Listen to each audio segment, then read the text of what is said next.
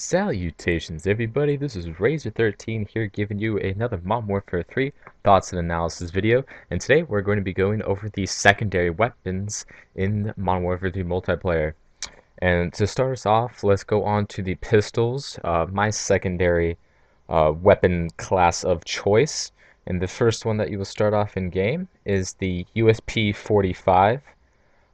Expect this to be just like it was in Modern Warfare 2. Very reliable, very good sidearm. And then the next one you will unlock is the P99, and I will expect the P99 to be comparable to the M9 that in Modern Warfare 2. And the only difference in Modern Warfare 2 between the USP-45 and the M9 was magazine size. They were absolutely identical through and through every other way, except the M9 had a bigger magazine, and I should have you expect that to be the same relationship between the USP-45 and the P99 in-game from Modern Warfare 3, and expect them to be identical as far as their stats go, and the only difference being their magazine size. So next up we have is the MP 412, and this is a revolver, 6-round. It is a breakaway barrel, and it's the first high damage pistol that you do unlock. And the next one you're going to be unlocking is the 44 Magnum, also a 6-round revolver.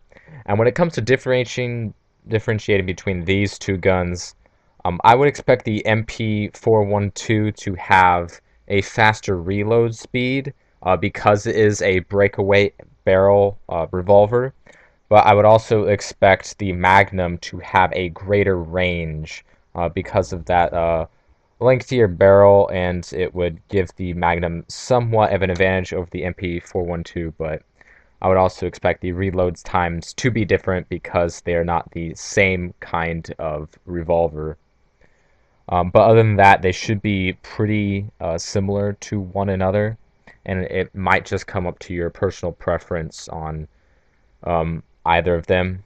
And of course, akimboing these bad boys will just be badass all around. You'd be like Dirty Harry. And so yeah, the Magnums, expect to fire those at a faster rate than the USP or the P99 or the next pistol that I'm about to go over. Just because the revolvers have had that advantage in previous Call of Duties, that they have a high fire rate and they have a high damage, but they only have 6 rounds. So that kind of makes the balance between the two kinds of pistols.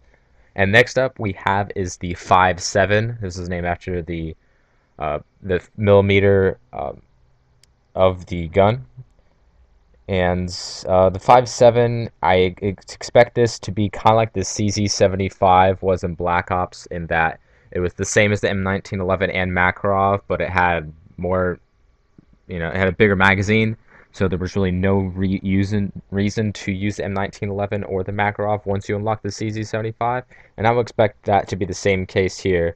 Once you unlock the 5.7, there should be no reason for you to use the USP or the P99 unless you just really like those guns, because the 5.7 should behave similarly to those two weapons, but it's going to have a larger magazine than those two as well.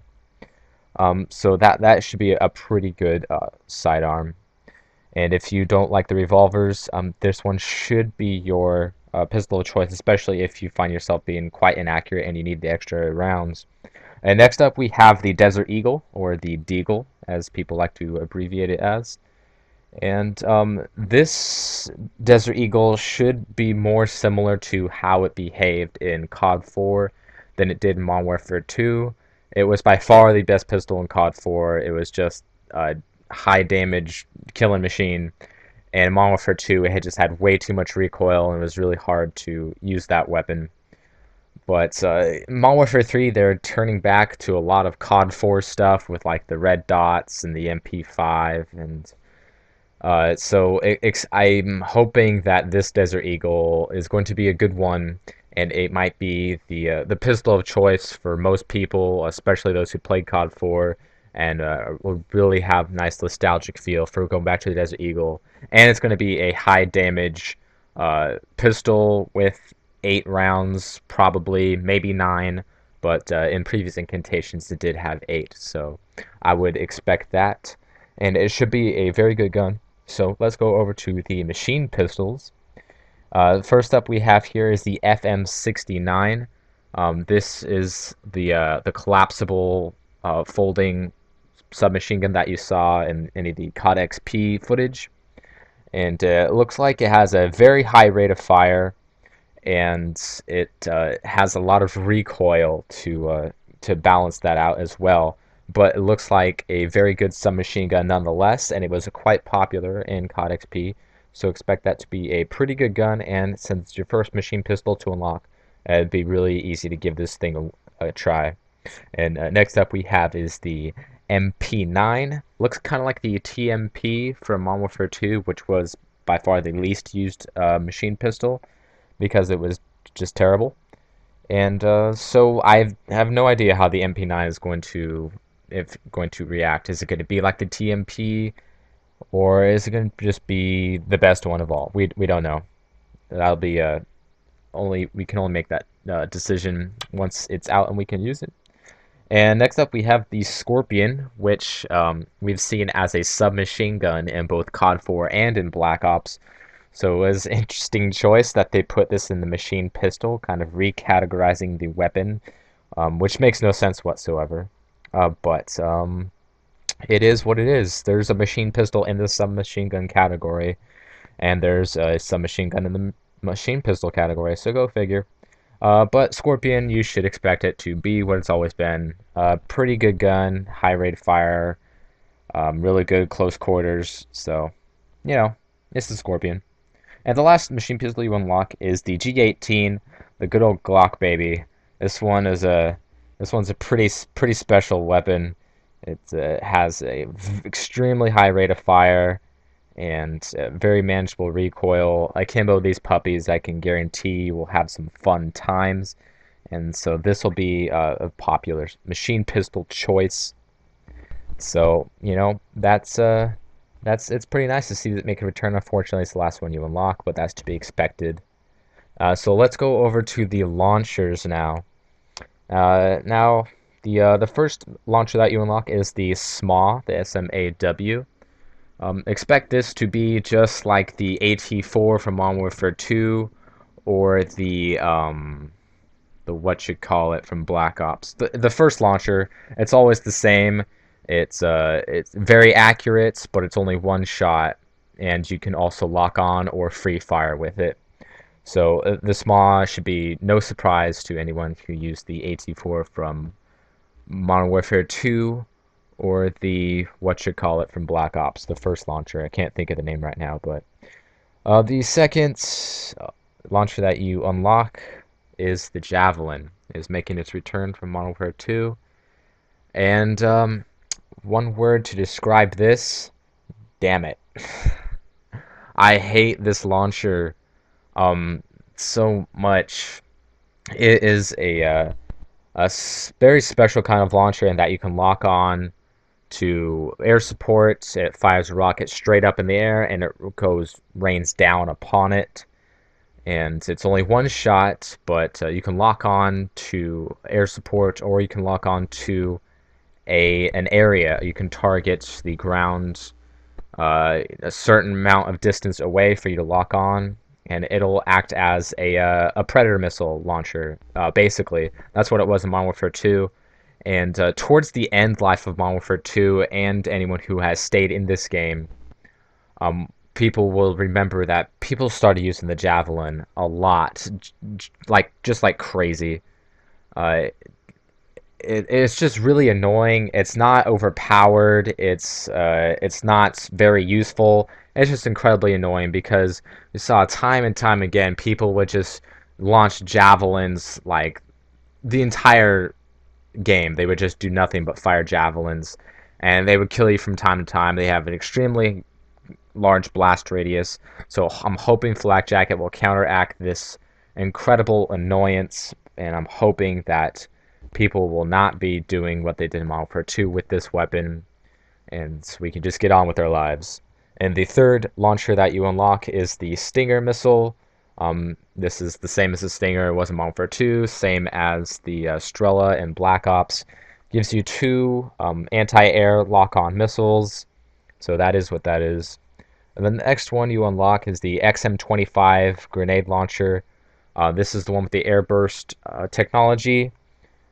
The other grenade launcher is the M320 GLM. Now the difference between these two, they are both grenade launchers, so they are kind of similar, but the XM25, I would expect a greater accuracy because you do have some sights that you can aim down, and it should have a greater range as well. So I would expect the XM25 to be more popular, but the GLM could be better. Yeah, there's no way to tell. As of right now, it looks like these guys are pretty toned down, and I'm hoping that if you have flak jacket on, there's no way 2 or 3 of these shots will kill you. I'm I'm looking at the XM25, and the footage seems to be that this one has 3 rounds possibly, and it looks like it fires at a much faster rate than the GLM as well. And the GLM, I think, might only have 2 rounds, but I honestly do not know. And the last launcher that you unlock is the good old RPG at level 70. This should be the last weapon that you unlock in a Prestige. RPG, I really don't have to explain this weapon. It's been the past few CODs. You know, you get 2 unguided missiles that are pretty inaccurate at medium to long ranges, but it can also be a very good defensive weapon. So that's my rundown of the secondaries, guys. It's good to see that these pistols will be very usable, unlike they were in Black Ops, and it should give you a much more viable option as a sidearm. Some people will be going to the machine pistols because they're not good with pistols and they just like to have automatic fire. With the launchers, people might continue what they did in Black Ops and just keep that Stinger missile on their back, and so they can wipe out anyone who has gotten air support. And so that might be a similarity. It might change because of the new secondaries, as well as the overkill perk will take away your ability to have a launcher pistol or machine pistol. But these are really good weapons, guys, both pistols and machine pistols. So there really is no reason to use overkill because you have really good secondaries in these pistols, machine pistols, and even the launchers. So I would only recommend using overkill if you are just doing something for fun, because these weapons are going to be used very well. You can akimbo these puppies. The attack knife is even back. So that's just my thoughts, guys. Be sure to leave your comments below on any of the weapons I've mentioned. I'm trying to get a shotgun video for you guys for Modern Warfare 3. I just can't find screenshots of their weapon stats in game, but if not, I'll just freelance it like I did this one because I couldn't find any of the stats for these secondaries. But they're pretty self-explanatory. I don't think I should make an LMG video because, let's face it, who uses the LMGs? And they're all pretty much identical anyways. So I'll see you guys later.